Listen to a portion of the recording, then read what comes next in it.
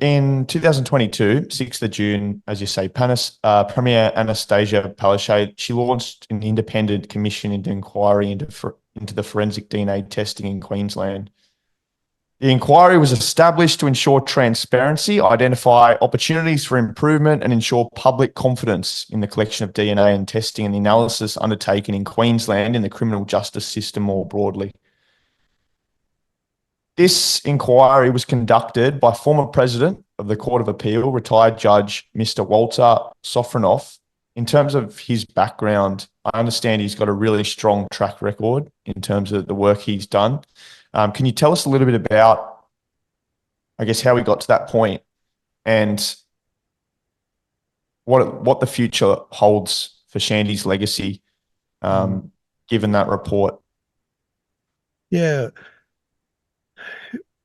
Before there was the inquiry, before the then Queensland Premier Anastasia Palaszczuk agreed that there should be a public inquiry, we in the podcast had been calling for it for weeks and weeks over multiple episodes, and we were just seeing more and more evidence that would justify it. It was piling up.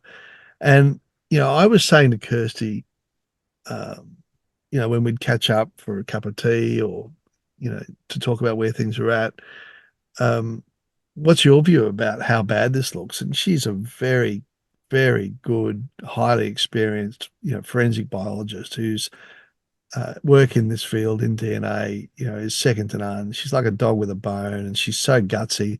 And she said, Heather, I've never seen anything like it. It's corrupt. It's letting down so many people. And I can't believe that there isn't an outcry, a much bigger public outcry over what we are showing. They're not saying we've got anything wrong. They're just not saying anything. They're trying to make it go away. And I had the same view. And it was so concerning that very senior politicians were believing the garbage that they were being told by bureaucrats who were just trying to cover their ass and purport internally with misleading briefing notes that what Kirsty and I were talking about wasn't right, that there were other explanations and so on. We didn't see these. I didn't dare do it publicly because I would have called it all out and forced them to provide evidence for their baseless spin.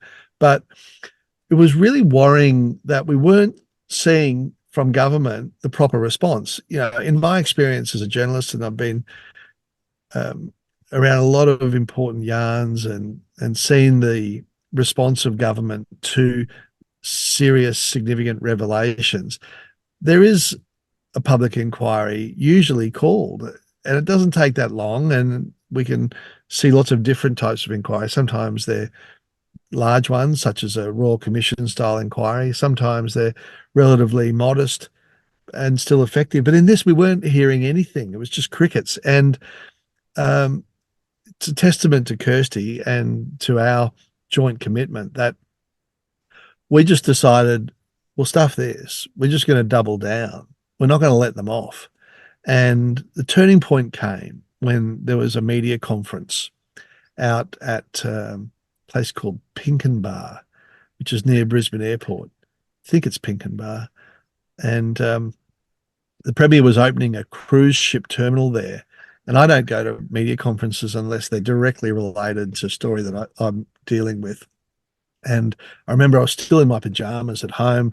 I was trying to get that episode out. And Lydia Lynch, one of my colleagues from the Australian, she'd given me a heads up that the Premier was going to be at this media conference. And Lydia was following the podcast so closely.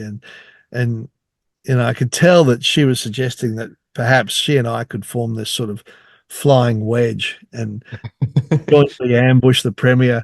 And instead of, asking banal questions about this cruise ship terminal out the back of Whoop Whoop, we could hammer her instead about the government's utter failure to address the DNA scandal that we were exposing in the newspaper and in the podcast. And so I said, okay, no worries. I'll shower and shave and get out of my jammies and see you out there. And we proceeded to ask a number of, direct and very penetrating questions of the Premier in front of the rest of the media and also the VIPs and other people who'd been invited to sort of um, see this ribbon cutting ceremony that would have been, otherwise fairly um, fairly lackluster. And it's actually, I don't know whether you do this in your podcast, but it might be worth. I can, if you like, I can tell you which episode and give you a time code for it. Yeah, Just sure, sure, we sure. recorded it, and I think it's one of the most. Um, it was high stakes, and certainly there was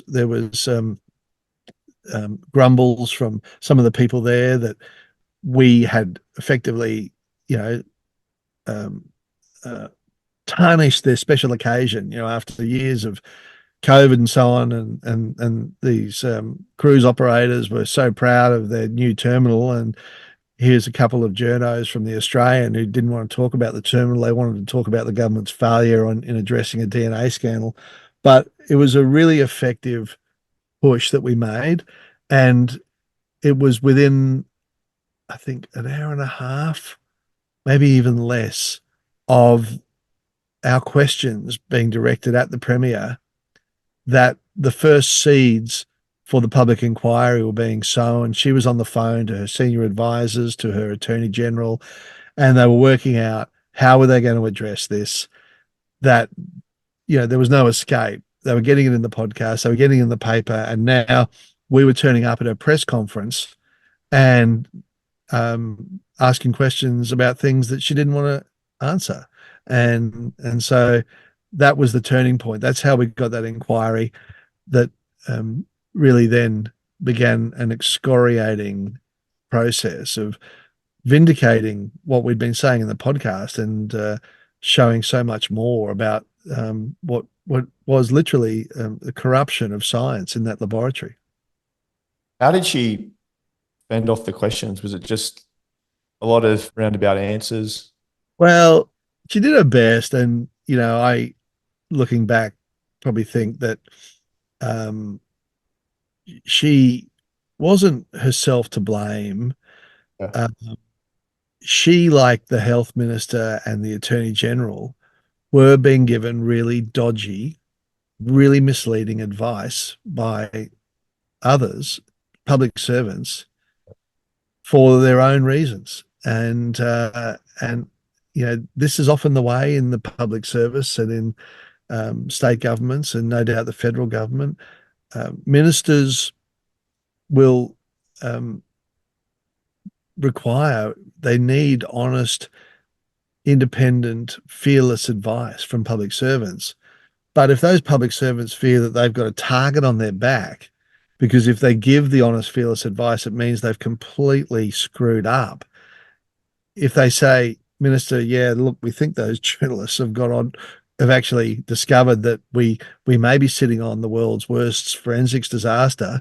Yeah, doesn't look great. Then it's their jobs or their KPIs or their futures potentially on the line. So I think a number of public servants just lied through their teeth to try to protect their own So, roles and yeah. reputations. And, it was quite disgusting, really.